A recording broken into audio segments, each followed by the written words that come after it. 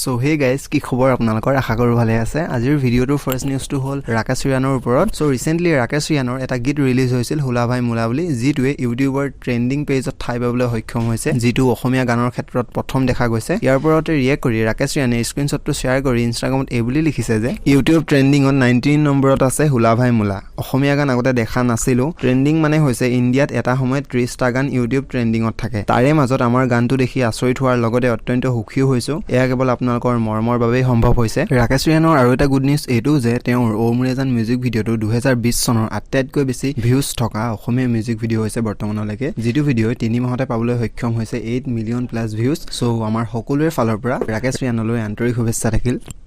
এতিয়া আহিছো নেক্সট নিউজলৈ এই নিউজটো হ'ল বৰ্ষাৰাণী বিষয়ৰ ওপৰত সো তেওঁ ৰিসেন্টলি দিয়া এটা ফেসবুক পোষ্টৰ পৰা জানিব পৰা গৈছে যে ৰাজনীতি নামৰ এখন সিনেমা আহি আছে 2021 জানুৱাৰী আৰু কাষ্টিংত থকা মূল চৰিত্ৰৰ এক্টৰসকল হ'ল জুবিন গাৰ্গ বৰ্ষাৰাণী বিষয়া তপন দাস আৰু কেকে স্যাৰ মানে আমাৰ সিদ্ধাৰ্থ শৰ্মা গীতাঞ্জলি ৰাজকুমাৰী আৰু সঞ্জীৱ শৰ্মা মোৰ কিন্তু এই নিউজটো পাই যথেষ্ট ভাল লাগিছে আপোনালোকৰ পিছে কেনেকুৱা লাগিছে কমেন্ট কৰি জনাবচোন এতিয়া আহিছো নেক্সট নিউজলৈ এই নিউজটো হ'ল ভাস্কৰ অপচুৱেলৰ ওপৰত সো তেওঁৰ এটা গীত আহি আছে যাৰ আপডেট তেওঁ ইনষ্টাগ্ৰামত এনেদৰে দিছে আহক চাই লওঁ আজি পুৱাই মানে জমনিতে হ'ল মই বেলকনিত দাঁত ব্ৰাছ কৰি আছিলোঁ তলত দেখিলোঁ বেপাৰী এজন কমলা বিক্ৰী কৰি আছে কমলা কেনেকৈ বিক্ৰী কৰিছে গম পাইছা নাই কমলা মই পুৱাই হাঁহি মৰিলোঁ বাৰু যি কি নহওক গুড মৰ্ণিং আমাৰ মহৰ গাড়ী আহি আছে অতি সোনকালে ৰিলিজ হ'ব আমাৰ মহৰ গাড়ী গীতটি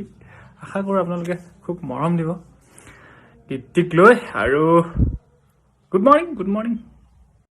এতিয়া আহিছো নেক্সট নিউজলৈ এই নিউজটো হ'ল শংকুৰাজ কোঁৱৰৰ ওপৰত যাৰ অলকানন্দ গীতটো বৰ্তমান যথেষ্ট জনপ্ৰিয় হৈ আছে মানে তেওঁৰ ৰিসেন্ট গানটো সো এতিয়া কথা হ'ল তেওঁ ৰিসেন্টলি 2020 চনৰ বিজু ফুকন ৰিকগনিশ্যন এৱাৰ্ড পাবলৈ সক্ষম হৈছে আৰু মোৰ পাৰ্সোনেলিও তেওঁৰ গান বহুত ভাল লাগে সো তেওঁলৈ আন্তৰিক শুভেচ্ছা থাকিল এতিয়া আহিছো নেক্সট নিউজলৈ এই নিউজটো হ'ল ডিম্পু বৰুৱাৰ ওপৰত সো তেওঁ ৰিসেন্ট দুটা ইনষ্টাগ্ৰাম ষ্টৰীৰ পৰা জানিব পৰা গৈছে যে তেওঁৰ পুনৰবাৰ উজনি অসমৰ ফালে আহিছে হয়তো কিবা ভিডিঅ' দেখা পাম আমি এই ফালৰ যিটো পাছত গম পোৱা যাব তেওঁৰ চেনেলত এতিয়া আহক ষ্টৰী দুটা চাই লওঁ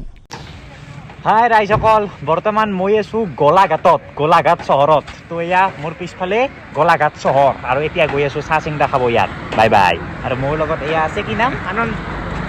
তাৰপিছত এয়া আছে আৰু এয়া সুজল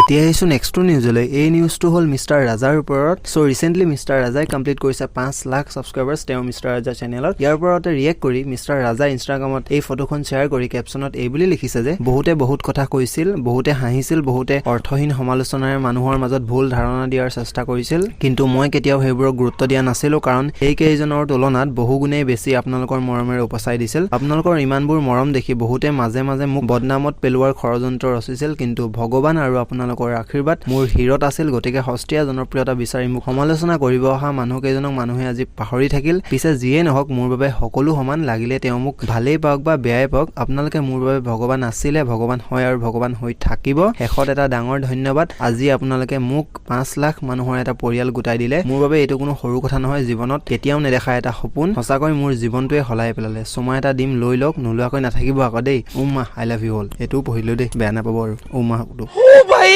আৰু আপোনালোকক জনাই থওঁ যে বৰ্তমান অসমত ৰষ্টিংৰ ক্ষেত্ৰত মানে সকলোতকৈ বেছি সাবস্ক্ৰাইবাৰ্ছ থকা চেনেলটো হ'ল ৰষ্টিং চেনেল মিষ্টাৰ ৰাজাৰ চেনেলটো সো মিষ্টাৰ ৰাজালৈ আন্তৰিক শুভেচ্ছা থাকিল তেওঁ যাতে এনেদৰে আগবাঢ়ি গৈ থাকে তাৰেই কামনা কৰিলো সো গাইস আজিলৈ ইমানে লাইক কমেন্ট শেয়াৰ কৰিব দেই আৰু নতুন কোনবা যদি আহিছে চেনেলটো সাবস্ক্ৰাইব কৰি ল'ব কেনেকুৱা ধৰণৰ কন্টেন্ট দিও কি কথা গম পাইছেই নহয় তো আজিলৈ ইমানে টাটা বাই বাই खत्म bye bye tata good bye गया